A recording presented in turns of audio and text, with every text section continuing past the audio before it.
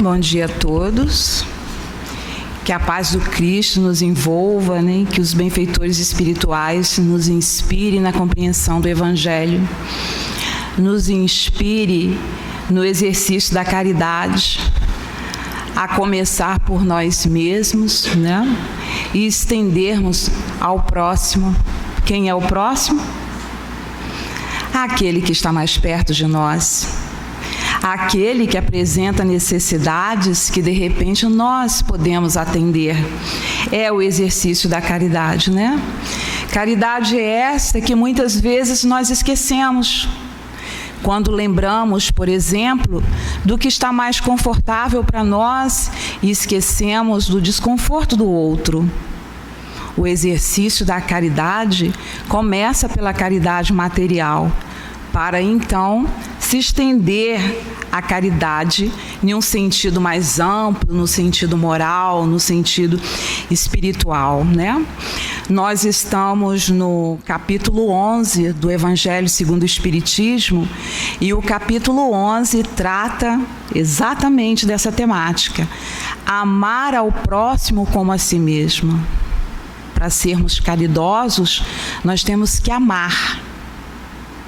E amar ao próximo como a si mesmo é amar a nós e estender, expandir esse amor ao outro, àqueles que nos rodeiam, atendendo às necessidades que aqueles venham a apresentar, e que são muitas, desde as necessidades materiais, desde as atitudes mais pensadas e refletidas que nós devemos ter em relação às pessoas que nos rodeiam, que convivem conosco nos espaços da família, do trabalho, em todos os ambientes onde nós estamos, até entendermos mais que isso, entendermos que essas pessoas, além das necessidades materiais, elas também necessitam do nosso perdão.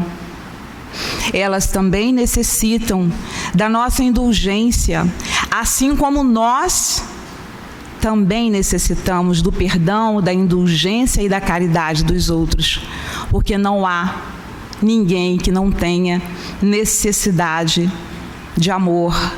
Não há ninguém que não tenha feridas a serem cauterizadas. Não há ninguém que não tenha sentimentos a serem reelaborados a partir do cuidado e do carinho que possa ser destinado a eles, né?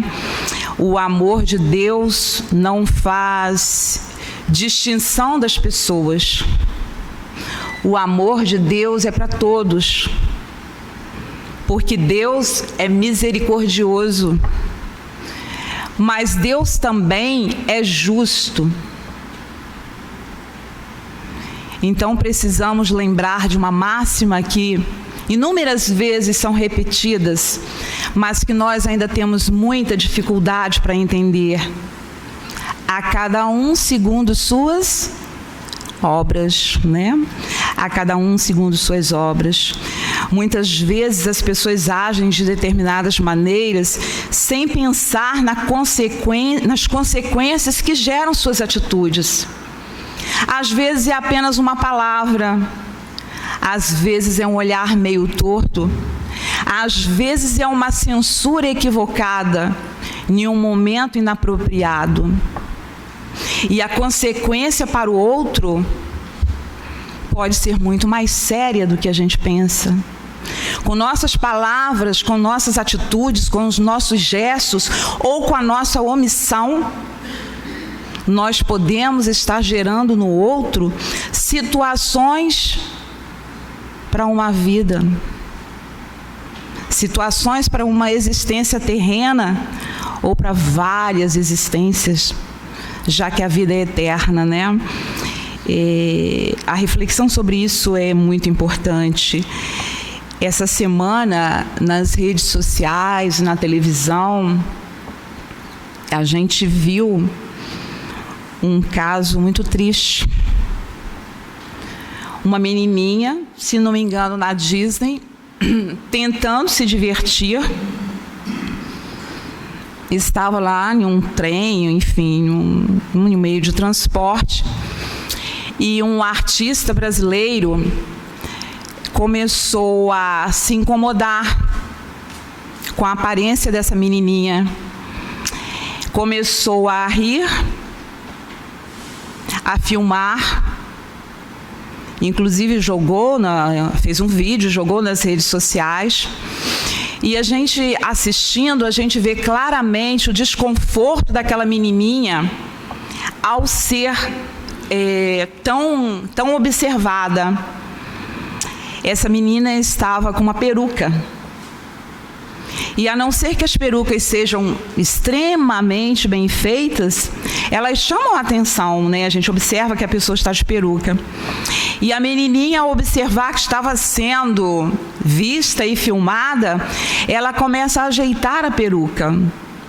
E eles riem. Né? Foi um fato assim, bastante divulgado. Essa menina está com câncer. Ela estava usando aquela peruca porque, embora ela esteja com câncer, ela quer viver a vida.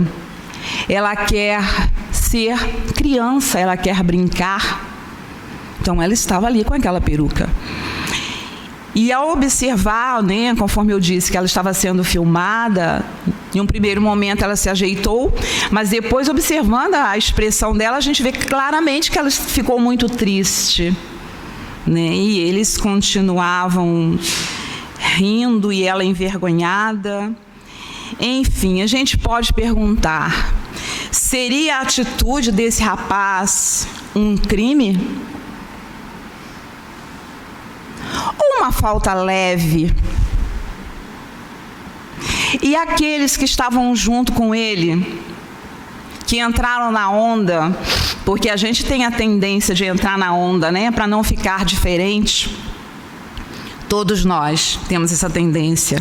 Aqueles que entraram na onda junto com ele, também rindo, também debochando, são também responsáveis pela tristeza dessa menina? Quais as consequências na vida dessa criança, né? Quantas coisas nós fazemos sem pensar? Quantos olhares tortos? Quantas opiniões inapropriadas nós emitimos? Quanto olhar de menos caridade, de desamor, nós lançamos para as pessoas ao nosso redor, diariamente. Às vezes a gente acorda e está tudo bem, daqui a pouco as coisas não estão do jeito que a gente quer e a gente acha que o outro está errado, porque as coisas já não estão mais do jeito que a gente quer. E aí a gente perde um dia inteiro que podia ser de bênçãos. É preciso prestar atenção nessas questões, né? Onde está o amor? E a caridade, onde está? O que nós fazemos com tudo que ouvimos, né? Só Deus sabe o motivo. Porque a lei dele é uma lei de harmonia e nós sabemos que nada é por acaso, né?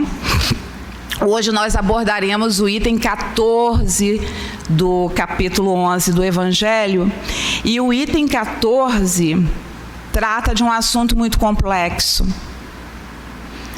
Caridade para com os criminosos. Quem são os criminosos? Quem são esses irmãos? Assunto difícil, né? E por que esse assunto é difícil? É difícil porque nós somos imperfeitos. Porque para Jesus Cristo, caridade para com todos, inclusive para com os criminosos, não era, melhor dizendo, não é difícil. Mas para nós é muito difícil, diante das nossas imperfeições, né? Esse assunto, item 14, caridade para com os criminosos, é uma comunicação de um espírito que em sua última encarnação foi uma princesa, Elizabeth de França.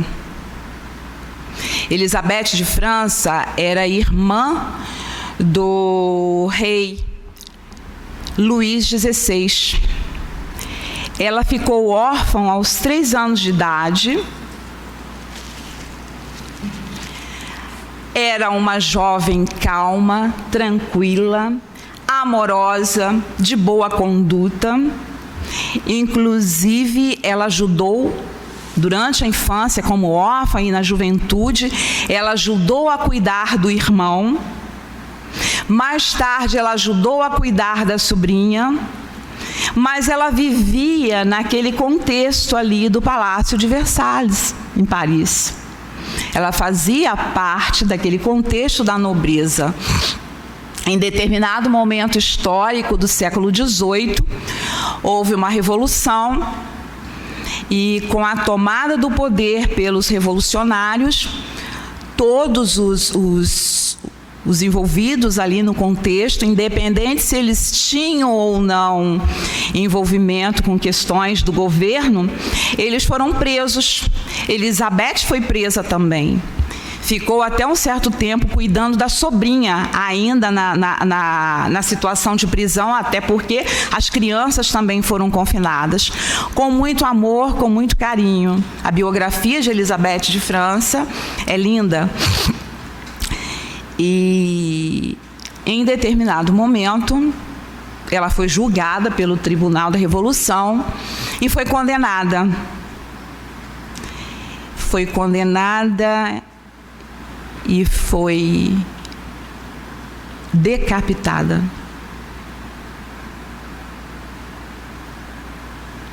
Anos passaram, muitos anos passaram, e durante a organização, a compilação da doutrina por Allan Kardec, Elizabeth dá uma comunicação. E nessa comunicação, ela pede para que se tenha caridade para com os criminosos. Tem uma passagenzinha que eu vou ler aqui que ela diz assim: não é preciso dizer de um criminoso, é um miserável, é preciso expurgá-lo da terra.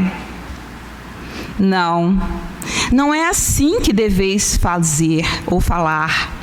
Olhai vosso modelo, Jesus. Que diria ele se visse esse infeliz perto de si? Lamentá-lo-ia, o consideraria como um doente, bem miserável, e lhe estenderia a mão. Não podeis fazer isso em realidade, mas pelo menos podeis orar por ele, assistir seu espírito durante alguns instantes que deve ainda passar sobre a vossa terra. O arrependimento pode tocar-lhe o coração, se orardes com fé.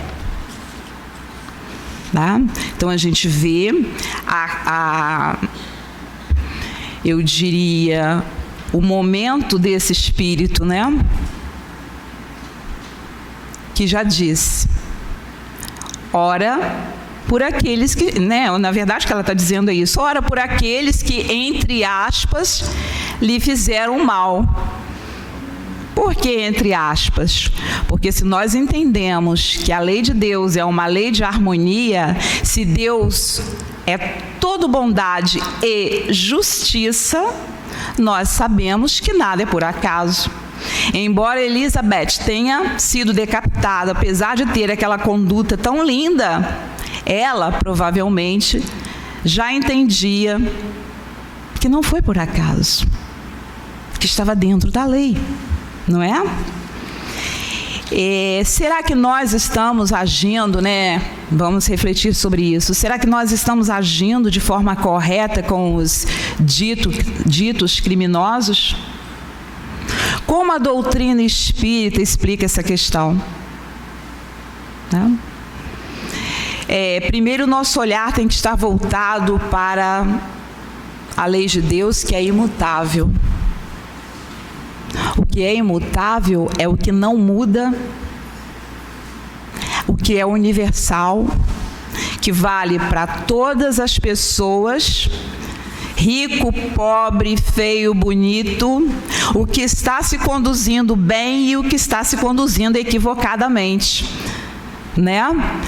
Porque se nós entendemos, né, sobre a ótica da doutrina espírita, nós entendemos que somos imortais, nós sabemos que encarnamos, desencarnamos e encarnamos de novo, nós sabemos que, embora muitas vezes nessa vida nós avaliamos que não merecemos passar por determinadas situações, o nosso pretérito, ou seja, o nosso passado, precisa ser ajustado. Eu sei que é difícil falar disso, é muito difícil, mas a gente precisa refletir sobre isso, para isso estamos aqui, né?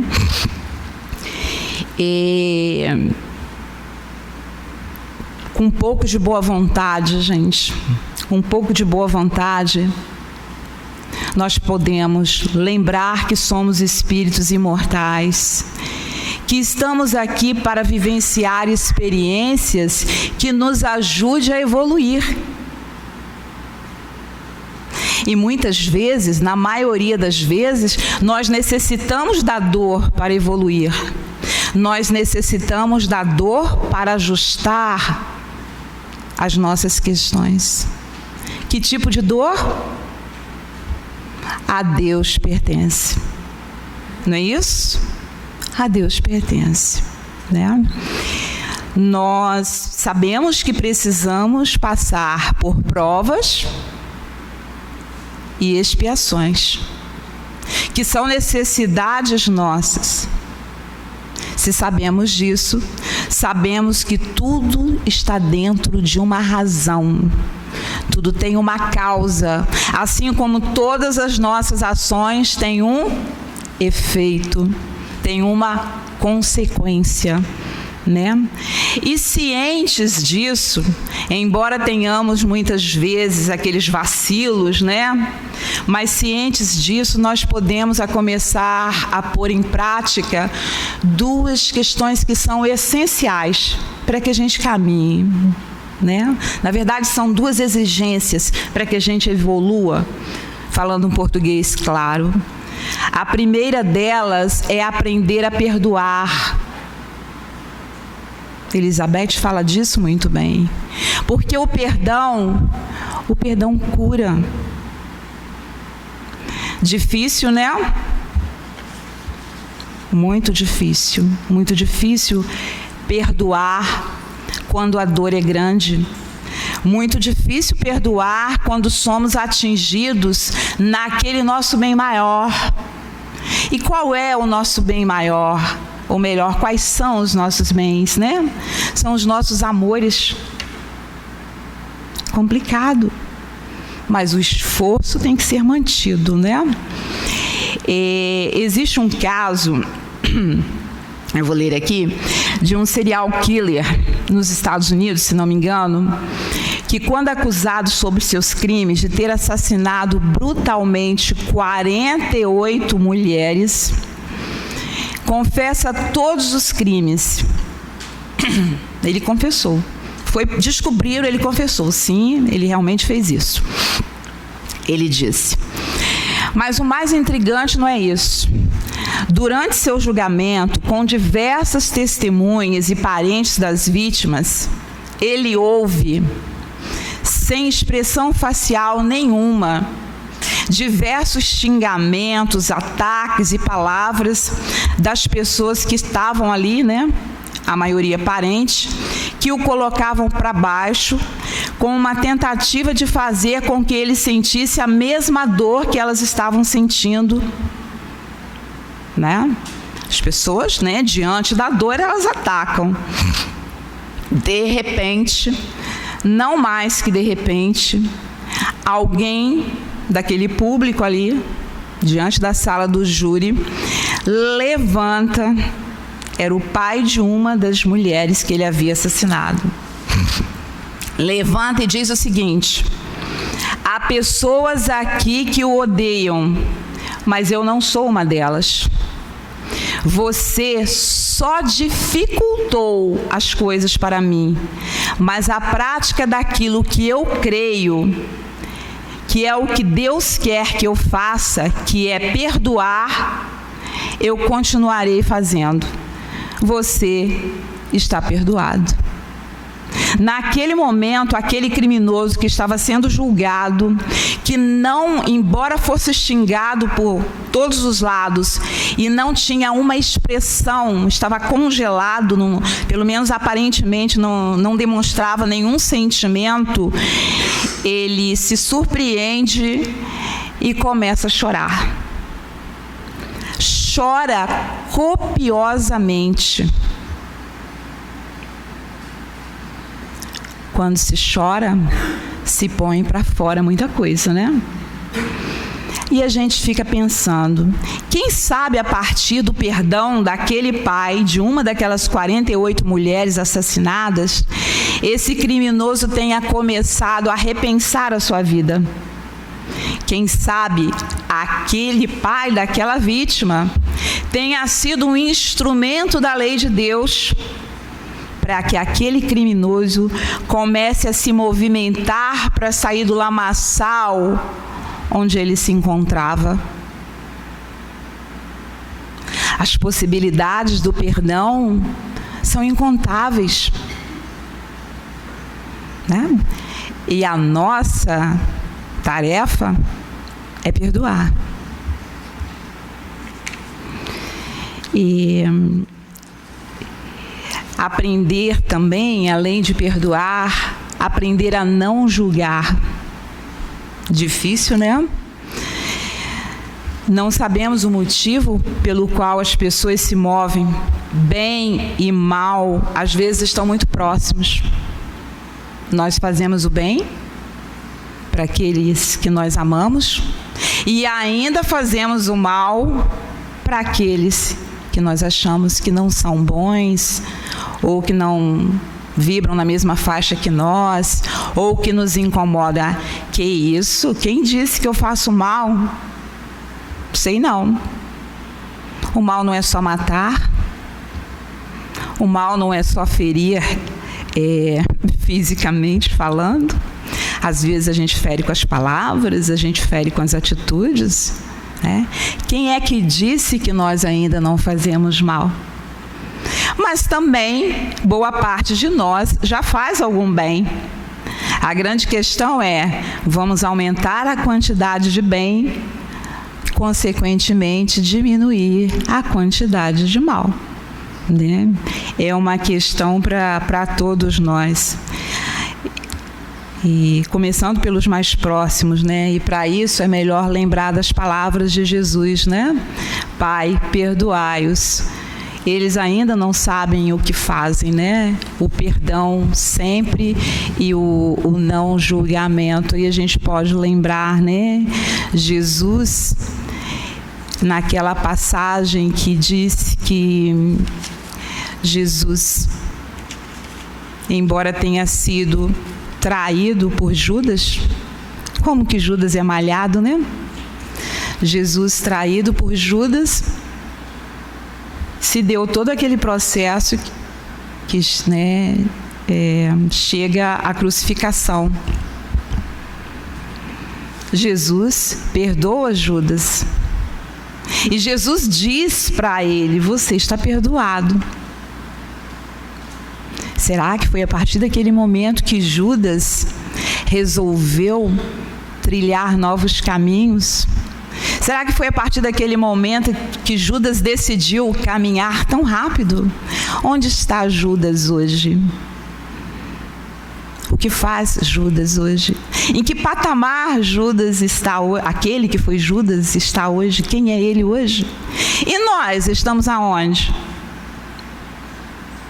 Né? Então, se nós pensamos na doutrina, no que aprendemos na doutrina espírita, na imortalidade da alma, na possibilidade de aperfeiçoamento e, consequentemente, de melhoria, infinitamente até chegarmos a espíritos com um grau de perfeição mais elevado, nós temos que perdoar. E para perdoar, nós precisamos aprender primeiro o que é caridade, para começar a pô-la em prática, né? E na lição que foi lida, tem um pedacinho lá no início que diz, né, uma psicografia de Chico Xavier, são palavras de Emmanuel, perante os caídos. Quem são os caídos? Bobagem, eu estou de pé. Para todas as situações, Jesus não veio para aqueles que se mantêm de pé o tempo inteiro. Jesus não veio para os sãos. Jesus veio para os caídos, para os doentes, que somos todos nós, cada um em uma determinada circunstância, mas todos nós, né? Então, Emmanuel fala aqui, tão fácil relegar ao infortúnio os nossos irmãos caídos. Muitos passam por aqueles que foram acidentados em terríveis enganos. O crime é um engano, é um equívoco. E nada encontram a fim de oferecer-lhes, senão frases como estas: eu bem que disse, eu avisei muito. No entanto, por trás da queda de nosso amigo menos feliz estão as lutas da resistência, que só a justiça divina pode medir. Jesus não delegou a nenhum de nós o direito de julgar o outro, mas Ele nos deu a incumbência de perdoar os outros, porque é perdoando que se é perdoado, né? E para concluir, fica uma reflexão de uma trabalhadora da seara espírita, a dona Leda Rezende Ebner, e ela diz assim: ser caridoso com os criminosos não é deixá-los livres. Ninguém está falando disso, né? Existe a lei da terra e nós temos que ser obedientes. Como disse Jesus, dai a César o que é de César. Nós vivemos e dentro do ambiente em que nós vivemos, nós devemos obediência às regras e normas, né? E ela diz: não é deixá-los livres para continuar cometendo desatinos, mas sim compreendê-los como pessoas equivocadas, filhos de Deus, como nós, né? Que um dia, graças às leis divinas, se tornarão bons e sábios, porque o sábio não se equivoca, né? Difícil para nós aceitarmos isso? Sim, é muito difícil, pelo menos para mim é muito difícil entender. Nós sabemos, mas é difícil. Mas também não podemos esquecer que muitas coisas, voltando lá no início da nossa fala, muitas coisas que achamos que não são crimes, achamos que são apenas faltas leves, en passant, né? Pode passar, não precisa se preocupar com isso. São faltas leves, como o bullying, por exemplo, como a exclusão, por exemplo. São crimes, sim, são crimes aos olhos de Deus, porque todas as vezes que excluímos, todas as vezes que atingimos o outro e fazemos com que ele sofra, pode e deve, com certeza, melhor dizendo, é da lei que ele sofra, porque o escândalo é necessário, mas ai daquele que promove o escândalo, porque se compromete e lá na frente vai ter que dar conta. Não devemos desprezar ninguém, nenhuma criatura. Respeito é para todos, respeito é pela vida de todos. E foi por esse respeito que o mestre foi ao encontro de Judas e o perdoou, né? Que nós possamos pensar, refletir, para, quem sabe, um dia entendermos verdadeiramente o que é a caridade. Começarmos então a exercitar o amor em nós, para aí sim podermos amar ao próximo como a nós mesmos. Perdoar a todos, independente dos feitos que eles tenham, independente do que eles sejam, porque acima de tudo nós precisamos compreender que há uma lei, e é dentro dessa lei que nós precisamos caminhar com paz, né? Com paz sempre. Muita paz a todos, graças a Deus.